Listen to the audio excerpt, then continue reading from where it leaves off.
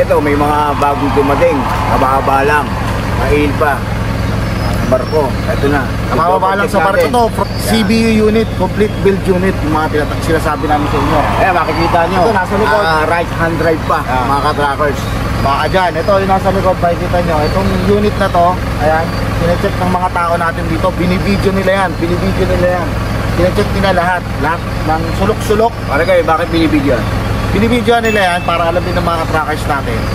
Kasi yung video na yan, i-send natin yan sa kinuha na natin sa Japan, sa kumpanya sa Japan. Yan, para kung may nawala or kumpleto. Gano'n. So, lahat dito proseso. Ganun po ang proseso. Dinadaan ang proseso natin lahat. Hindi tayo putyo-putyo, hindi tayo yung talagang magpapadala lang. Or ano, nakikita nyo yung dalawang mata nyo. Buong buo yan. Complete build unit kung gaano kasariwa. Ikutin natin mga ka-trackers. Para pakita mo nga itong ano, naka right hand drive ba? Right hand drive pa yan mga trackers ha. CBU yung CBU yan. At ang makina, pakita natin sa kanila. Ayan. 4JJ1-7 mga trackers ha. Isuzu NPR reefer van to. 14 feet topre. Ang cooling system nito negative 30. So yung mga naghahanap sa atin dyan ng mga ganitong unit, ito na, parang dumating na. May pagpipilian na kayo. Ikutin natin dito.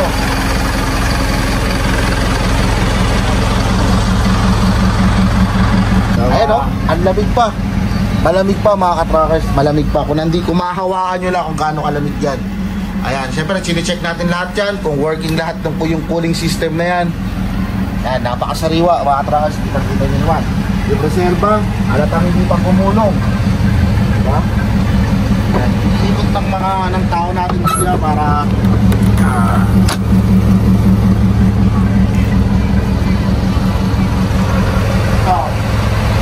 ito mga trackers ito, katulad na ito sila kuya, ayan, sila yung nakakasiwa dito yung mga dumating na unit, diba kuya? Ayan, checklist yan mga trackers, kompleto yan, kumbaga check natin yan kung ano yung mga nakuha talaga sa Japan, kompleto pa. Ayan, so parang lugi po ba sila sa atin? Mga ka-trackers, so ngayon makikita ninyo yung mga procession ginagawa po namin dito. Kung yan po ba pagdating dito, sisiguro din natin na kumpleto po yan. At walang binabago.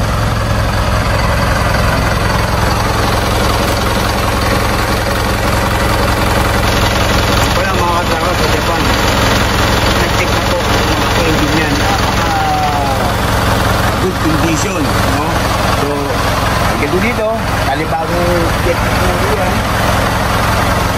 Trackers, yan ang loob, no? Makikita nyo, ha? Ayan, may camera, ha? May rear back camera, ilang monitor. Ganyan po position, no? Yan ang talagang original na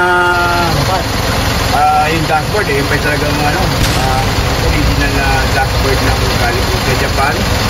Ayan, right hand drive pa, yung upholstery. So, papaguhin po natin lahat yan. So, mga trackers, dito nakikita nyo, nakita nyo na yung original na dashboard na yan.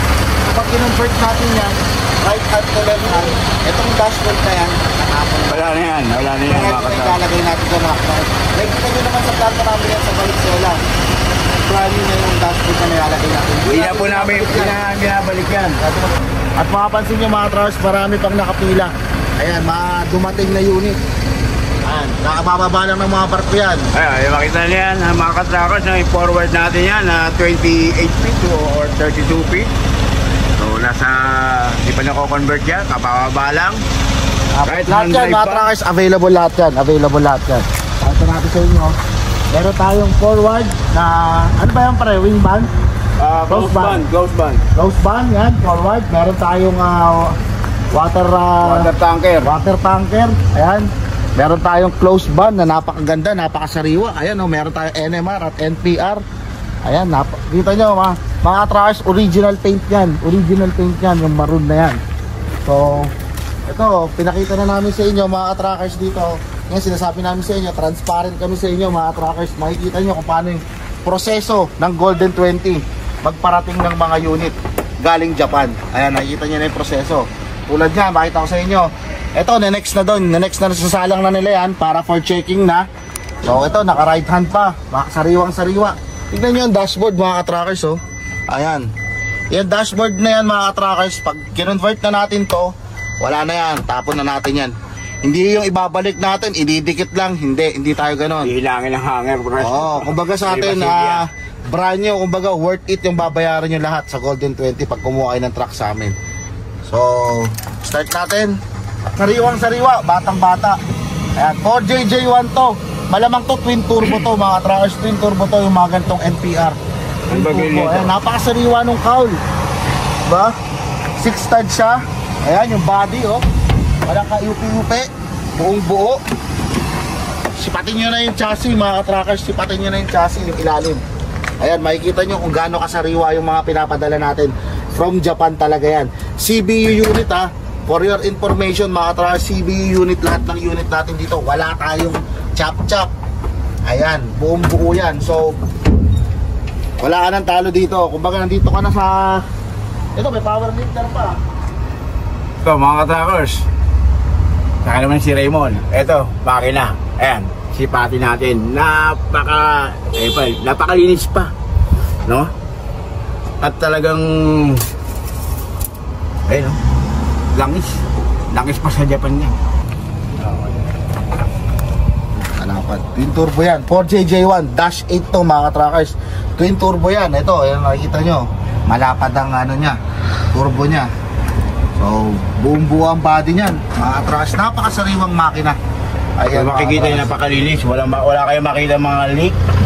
At makina. Dahil sa Japan pa lang, dun pa lang. Sisiguraduhin namin, ang iuwi namin dito, good condition. Ayan, pinakita na natin sa kanila mga trackers kung anong proseso natin from Japan. Ano mga kinukuha natin unit sa Japan talaga. So alam na ng mga viewers natin kung ano ang kalidad, kung bakit kami binabalik-balikan, kung bakit kami reasonable yung presyo. Trackers, no, maraming dumating ngayon ng mga bagong unit. Abangan ninyo pag na-convert na namin yan. At nasa Valenzuela abangan nyo na yan. Sa ano to, Valenzuela mga trackers. Punta nyo na kaagad. Abangan nyo na sa Valenzuela to. Ayan, makita nyo yung yung loob. Para pakita mo yung likod.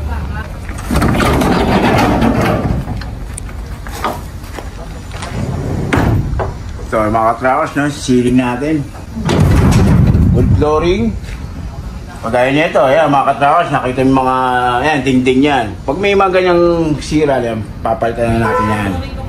So para at least magamit ninyo na bago po talaga yan. So hindi mami bibigay sa inyo ng ganyan lang basta-basta yan. Basta ito, ayusin namin yan, restore namin yan. Pagmumukom natin bago lahat yan.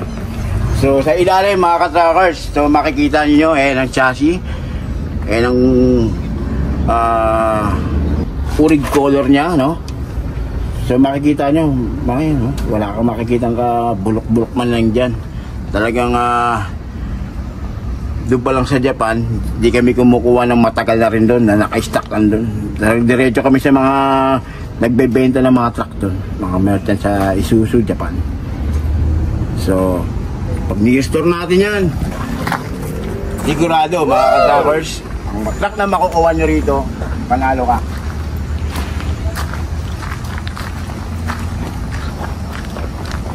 Si Raymond Go! Pare, power tailgate. Sariwang-sariwa yan mga trackers. So ito yung mga hinahanap-hanap sa atin. Yung Menzi & Co. Baka naman gusto nyo magdagdag. Ang Menzi & Co dyan, ito, ang magong dating. Meron pang isa, NMR naman, andun sa likod. Nakikita mo. Ayan, ikutan natin. Sariwa. Yung panel pre. Walang lubog. Buong buo.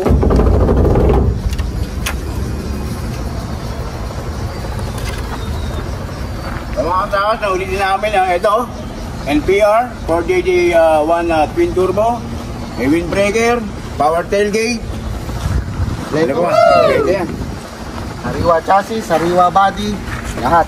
So alam nyo na gagawin nyo. Tawag na, nakita nyo na kung ano yung mga quality ng trucks natin dito. Yung sinasabi natin sa kanila, quality is our top priority. Yan. So iikutin pa namin to, abangan nyo yung mga ibang videos namin, abangan nyo yan. Tama, marami pa kami papakita sa inyo. Kahit tirik ang araw para sa inyo mga trash. Papakita namin sa inyo yan. Kasi bagong dating lahat ng mga unit natin dito, gusto namin makita nyo yan. Parang kilala kita. Boss, huwag mo iaangat, boss. Yan boss. Boss!